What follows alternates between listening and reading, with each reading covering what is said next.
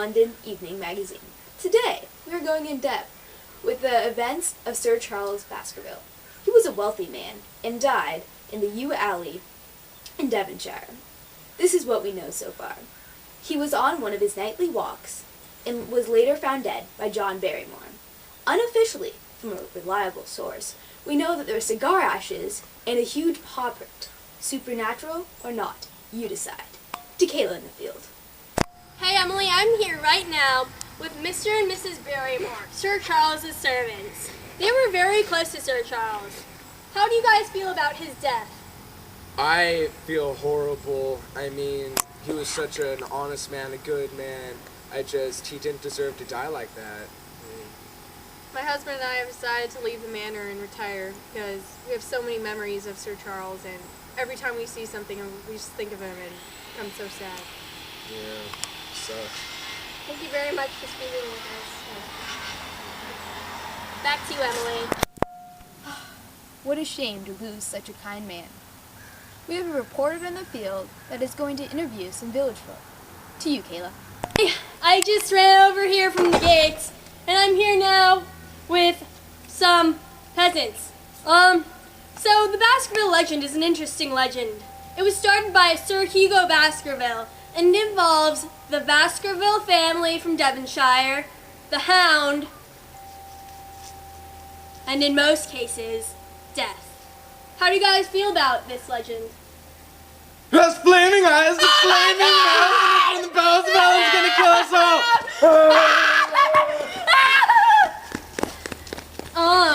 Okay. Back to you, Emily. As a special treat, we have our guest, Sir Henry Baskerville. He is the heir to the fortune. So, Henry, while you're in London, did anything interesting happen? Yes, actually, I got this kind of creepy note from this anonymous person saying, if you value your life, stay away from the moor. It was cut out from words from the Times, except for the moor. That was handwritten. I don't know what it means, but it's kind of creepy. Wow. Doesn't know. That's weird. Anything else? Yeah, as a matter of fact, I got 2 boots stolen, and the first one was returned. It was like under a table, except the thing is that I checked the table, and then I checked the table again, and then the boot was there. It was kind of weird. Whoa, that's odd. Yeah. Losing boots. Whatever. Anything else? Yeah, it was this strange man kept following us. It was kind of weird. Me and Dr. Mortimer, we were walking, and then Holmes said that he saw a man with a beard in cab number 2407. Don't ask me how I know that. He said that there was a guy following us, and that was kind of weird, but I'll take his word for it. Scary. Yeah. So, now being in the hall, anything to say? Well, it was pretty melancholy, and my first visit there was at night, and it was really windy, and it was kind of spooky, but I woke up the next morning, and I just loved how my whole past, the generations before me had lived there, and I just liked the historical significance of it. Thank you. Anything else? Yeah, it's kind of weird. I was walking along the moor, and then I found this squash. It was just lying there with, like, nothing around it. It's kind of weird. Maybe some weirdo dropped it. Well, alright then. Thank you. Welcome. Back Nice to you, meeting you. Kayla. Hey, Emily. I'm here with Miss Stapleton right now at the Mayor Pit House. How do you feel about what happened? All I have to say is stay away from the moor. But why would you say... Just Sir Henry Baskerville, if you value your life, stay away from the moor. Thank you. Back to you, Emily. Here we have Sherlock Holmes, the second best detective in London, and his assistant, Dr. Watson. They're going to tell us more about the interesting case of Sir Charles Baskerville's death. So how's the case been going?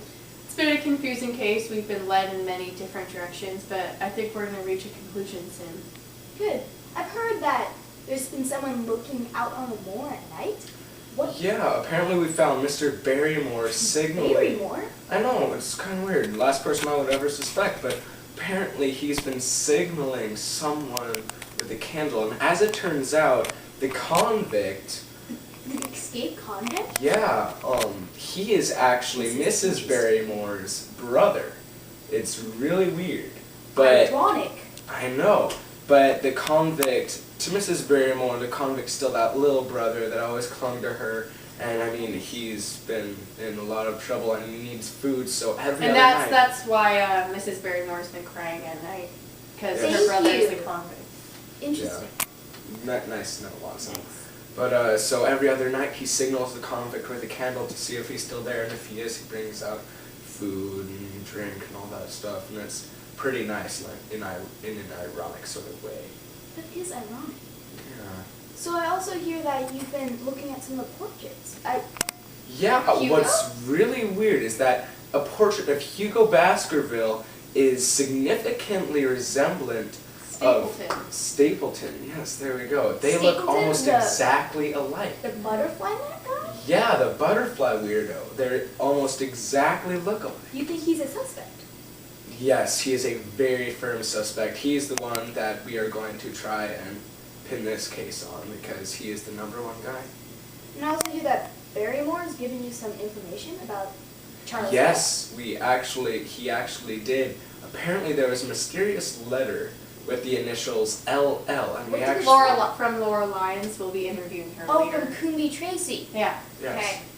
So, yeah, it's from her, and the note said to meet her at a gate at 10 o'clock the night he died, which is very suspicious, but we're working on that. Do you think that she's a suspect? Yes, it's possible. Everybody's a suspect in this late in the case. Okay. And I also hear that you just came here. Is that correct? Well, I've actually been here for a while. Watson. What? I thought he was gone. Where? Well, I haven't told dear Watson about this, but I have been hiding out in a cave somewhere. Any reasons why? Because I think it would be better if everyone was just kept secret of my presence. That way, I could see the bad guy mess up and he wouldn't be on his forward. That is good. Yeah. So, we're going to go back to Kayla in the field. She is in an interview with Laura Lyons. To Kayla.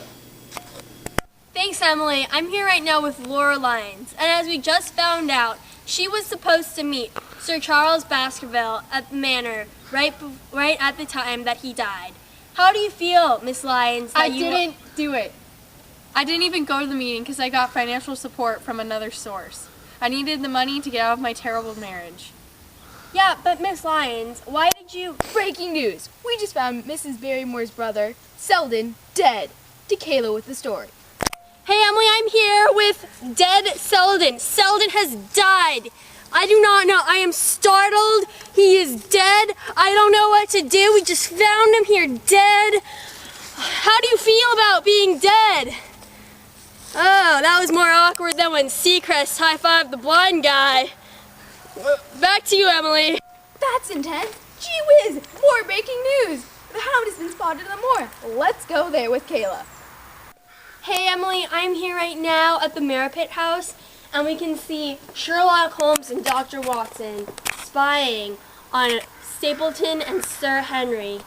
Miss Stapleton is nowhere to be found. It looks like Sir Henry is coming out. What's he doing? He's not supposed to walk across the moor alone. Oh my gosh, what is going to happen? Oh my God!